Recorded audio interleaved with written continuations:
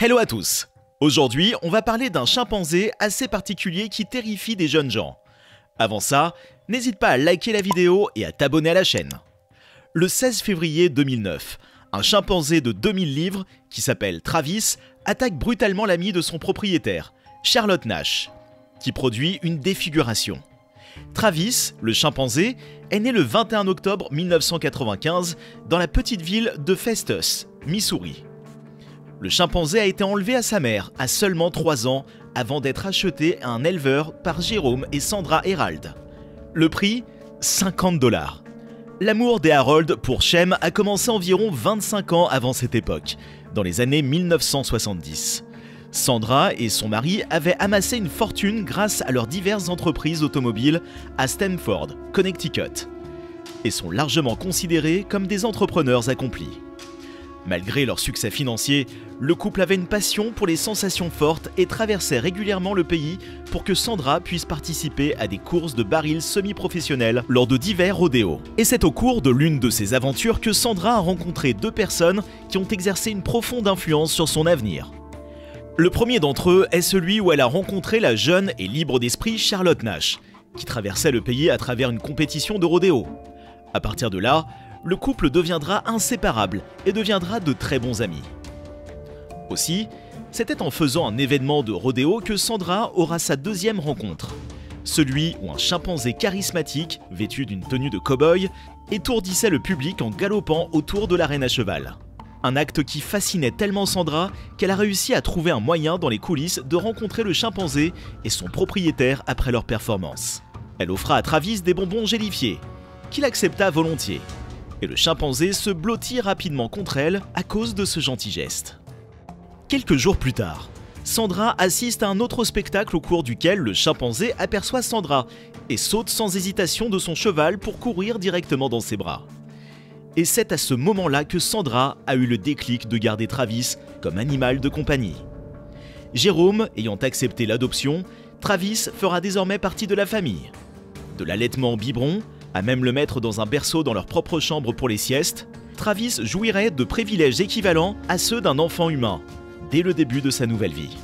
Parce qu'il grandissait exclusivement parmi les humains, Travis continuera à faire preuve d'aptitudes sociales exceptionnelles, démontrant sa maîtrise de tâches telles que l'utilisation des clés, l'habillage, le jardinage et même le toilettage des chevaux.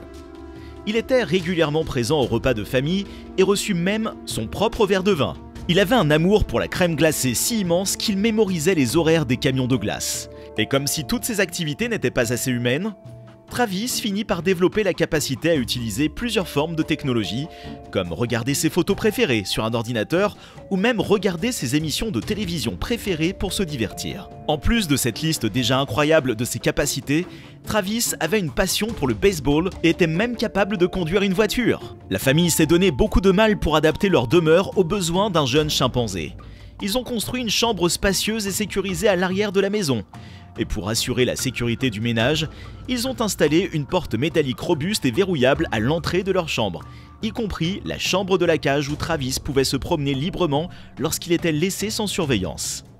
Quand Sandy et Jérôme étaient présents, Travis avait un accès illimité à tout l'espace, où il pouvait ramper sur les jointures du canapé du salon à la cuisine, se balancer entre les pneus et les cordes dans sa chambre jusqu'à son lit.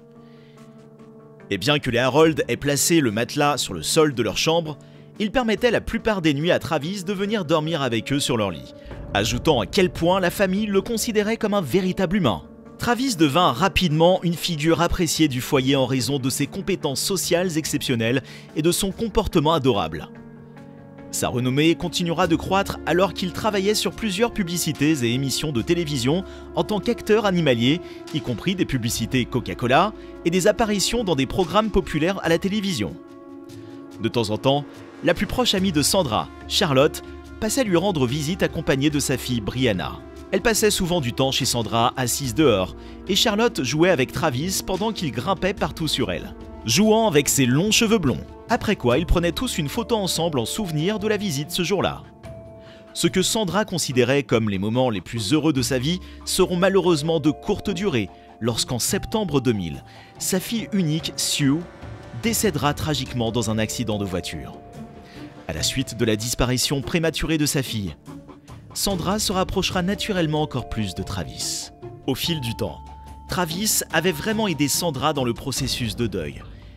Et bien qu'il grandisse rapidement, il ne posa aucun problème à qui que ce soit. Cependant, le premier signe de trouble se présenta 3 ans plus tard lorsqu'un accident se produit, ce qui fera réagir Travis de manière agressive. Sandy allait avec lui à l'atelier de remorquage familial. Quelqu'un est passé et a jeté une bouteille dans la voiture, obligeant Travis à déboucler sa ceinture de sécurité, à sauter et à se jeter sur un passant. Il roula ensuite au milieu de la route, monta sur les voitures et poursuivit même des policiers qui avaient été appelés sur les lieux. Malgré des tentatives répétées pour l'attirer dans la voiture, Travis continue à sauter et à semer le chaos pendant plusieurs heures avant de se fatiguer et remonter tout seul dans la voiture. La police, qui connaissait Travis en raison de sa popularité, finit par considérer l'incident comme un comportement ludique. 2 ans après cet incident, Sandy sera dévastée d'apprendre que son mari porte un cancer de l'estomac. Il en décédera tragiquement quelques jours plus tard. Sa mort a provoqué à Sandra une profonde dépression et l'amena à s'appuyer sur Travis pour obtenir un soutien émotionnel, tout comme elle avait fait lors du décès de Sue. Il est important de garder à l'esprit qu'un chimpanzé adulte a une force équivalente à celle de 4 hommes. En effet, leurs muscles contiennent plus de fibres à contraction rapide que les humains. Et malgré le fait que Travis était bien socialisé, il est toujours un chimpanzé.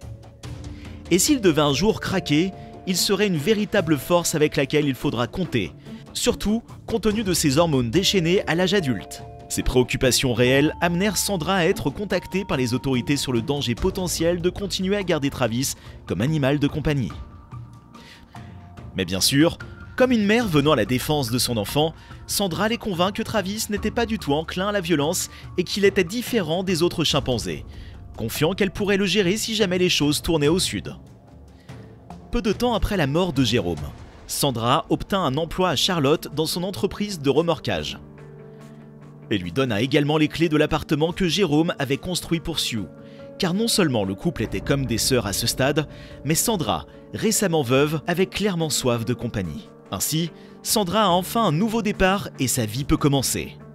Charlotte rendait souvent visite à Sandra et Travis, et le gardait même parfois, même si elle ne se sentait jamais totalement en sécurité autour du puissant chimpanzé.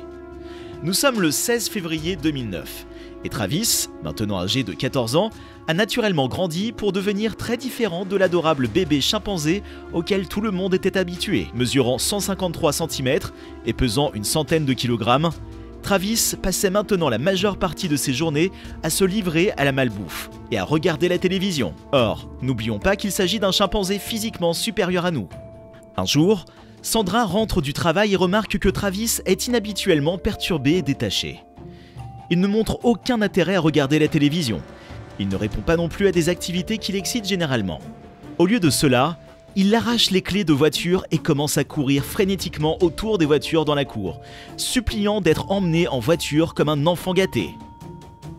Préoccupée par son comportement hyperactif, Sandra donne à Travis un comprimé de Xanax en le glissant dans une tasse de thé. Pour info, le Xanax est un tranquillisant à action immédiate habituellement prescrit pour les moments de panique et l'anxiété. Il a été utilisé pendant des décennies de manière controversée sur les animaux sauvages et bien que la pratique soit souvent méprisée par beaucoup, elle se produit encore dans de nombreuses régions du monde aujourd'hui. Nonobstant, il n'y a aucun changement dans son comportement. Sandra appelle alors Charlotte pour qu'elle aide à contenir Travis. Elle arrive à la propriété de Sandra vers 15h40. Et juste au moment où elle ouvre la porte et se dirige vers l'avant de la maison, elle voit alors Travis se tenir à une dizaine de mètres d'elle. Elle prend une poupée rouge et la tient sur son visage pour rigoler avec Travis. C'est à ce moment-là que, pour une raison inconnue, Travis s'emporta soudainement et chargea Charlotte dans un accès de rage. Celle-ci tomba violemment au sol et Travis se rua sur elle. Il la malmena sans relâche malgré les appels désespérés de Sandra pour qu'il arrête. La mutilation était si brutale que Sandra pensait littéralement que Charlotte était mangée vivante sous ses yeux. Travis continue à utiliser ses puissantes canines pour déchirer et manger tout le visage de Charlotte.